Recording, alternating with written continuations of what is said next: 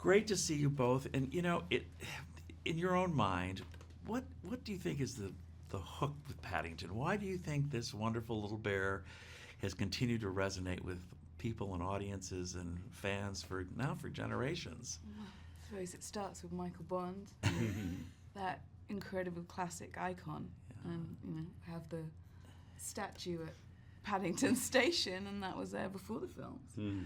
And then it was shifted because of the clock scene. Oh, that's right. They moved it. Yeah. So I think one of the reasons the character has endured, and why so many people have such affection for him, both in the book form and on the screen, is because I think we've all been Paddington. We've all been a stranger in a strange place.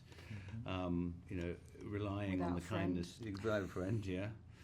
You particularly. yeah, I'm always struggling with that. Anyone?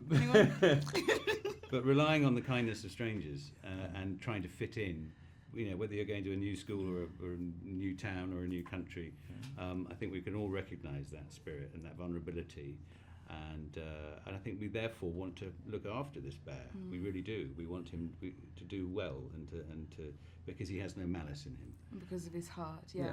You want to see people like that. Yeah, so I think that's why he's lasted down the generations. Yeah, we all want to give him a hug. We all want to share a little marmalade sandwich with him at the same time. Well, you must have seen also the irony, I can't help but mention this, about this thing about having to go underwater. In these two major movies, of course, you go diving into water here, and of course, we all know about The Shape of Water and your submersion. Interestingly, I think I was... It's in your contract, isn't it? Yeah, it is now. And I went from a night shoot, The Shape of Water, tank scene, spoiler alert, bathroom scene, and in a small tank, to being jet lagged a little into an Olympic-sized tank for this, which is it's probably the best way to tackle a underwater scene. Jet lagged. They actually flew her over in a big tub in order to keep her water. In water, like a womb. So yeah, then I breathed, breached. Or whatever it took, it works beautifully. Works beautifully. Whatever it takes. Whatever it takes, right? Bad pun. Well, also, you have a bit of a midlife crisis in this movie. Your Mr. Brown does, I should say. Not you.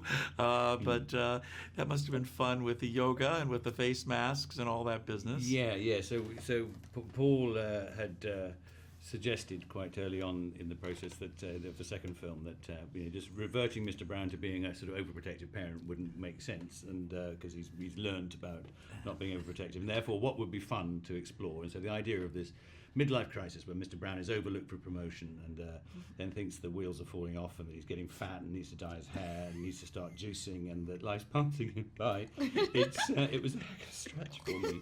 But I dug deep and tried to model myself on an older actor I know called Hugh Grant. Good one. Good one there. Hey, by the way, do you think Paddington would fit in at Downton Abbey? Yeah, I don't see why not. Yeah, in fact, I could imagine him coming to stay. I mean, he'd be a good waiter. He'd be a very good waiter. Imagine that. Black and white, actually. Little penguins.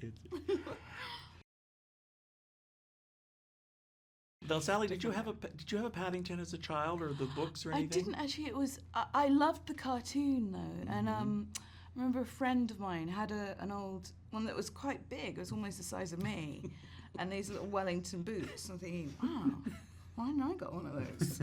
And he's exactly as you see him, but really quite big. And I was quite jealous of that, and it's also been sucked. I think his face had, wrong. But just mottled hair. It's probably just, I should... I'm really nervous about your friend. The child loved the bear so much, we'll put it that way, right? Puts a bit in love with him. And this was when I was about 5, so not recent. It wasn't a recent life-size doll. I get it. Well, first of all, I loved the pop-up book, and you all must have loved that aspect of the movie. I thought that was just so unique and so charming. What are your thoughts about all of that? Because that really is a central core to much of the storytelling here. Looks like the books. It's stunning. It's like the book coming to life. It's amazing because pop-up books were such a sort of they evoke so much of particularly a period of my childhood that I remember when they were very common as sort of entertainment forms of books in entertainment form, and I think it's a gorgeous way of evoking a city in this case. But when it actually comes to life within the book, within the film rather, it's utterly captivating and it melts your heart. It's a beautiful piece of work, and that's just another example of Paul's imagination. Yeah. Working closely with Gary Williamson, the production designer. They've done several projects together, and they're a fantastic team. I think of creative genius. Really, it looks like paper. It's so beautiful. Brilliant, absolutely brilliant. I mean, like Hugh says, the production design and it feels. I mean, it's just gorgeous and magical, and it's like you think, is that memory or that 2D? Well, I just love that. It's so clever, and yet perfect. Well, it also helps. London really becomes a character in this movie, and I think the pop-up really is part of what brings all these different landmarks that you go running around to. Yes. And speaking of which, Mary Brown, her devotion to Paddington, that's one of the key things here too. It must have been fun to play that aspect of the character. Yeah, very much. I loved her for that, and that sort of passion and very emotional, just sort of goes with her instinct. And you've got. That's where the perfect, sort of complementary couple in a way. And you've got somebody who's very grounded and, feet firmly on the ground. But they love him equally. She just sort of follows and goes with her.